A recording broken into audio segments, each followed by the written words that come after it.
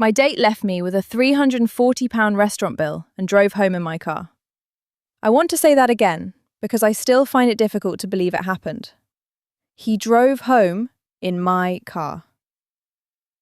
We'd been speaking for about 3 weeks on a dating app before we met in person. He seemed normal. That's always the thing, isn't it? Decent job, good conversation, remembered things I told him. I was cautious because I am always cautious, but cautious enough that I felt okay about meeting for dinner somewhere nice. He suggested the restaurant. I looked it up. Upmarket, not unreasonably priced for a first date. The kind of place that signals effort without being excessive. Fine. He was already there when I arrived, which I liked. We ordered drinks. Conversation was easy. I thought it was going well.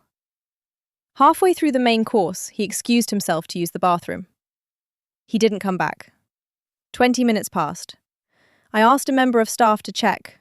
The bathrooms were empty. I called his number, straight to voicemail. I went outside.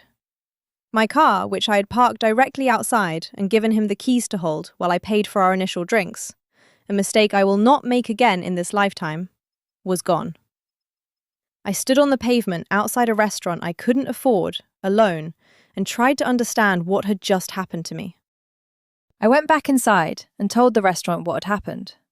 The manager was calm and kind in a way I hadn't expected. He said it happened more than people thought, and that they'd work with me on the bill. He let me sit at the bar while I made calls. I called the police first, gave them everything. His name, his number, the car registration, the dating app profile. They were helpful, but honest. Without knowing his address or having more identifying information, it would take time. Then I went back to the dating app. His profile was gone, deleted in the time it had taken him to drive away. But here's the thing about deleting a profile. It deletes what's visible. It doesn't delete what's already been shared. I had 3 weeks of messages. I had the phone number he'd given me. I had the name he'd used. I also had a friend who worked in insurance and had access to certain databases as part of her job. I'm not going to go into detail about what she found, but within 48 hours, I had a home address. I passed it to the police. They were at his door within hours. What they found there was something I hadn't expected at all. My car was parked outside his flat. Untouched, undamaged, full tank of petrol still showing. He told the police he'd had a panic attack in the bathroom, that he'd felt overwhelmed and hadn't known what to do and had left without thinking. He said taking my car had been a mistake. He'd had the keys in his pocket and hadn't been thinking straight. The police relayed this to me. I said I understood that panic attacks were real and serious and that I still wanted to press charges for taking the car without consent. He was charged. Not with theft, ultimately. The CPS took the view that the circumstances made the intent difficult to prove, but with fraud by false representation in relation to the bill, which the restaurant had, by then, formally complained about separately. He received a fine and a community order.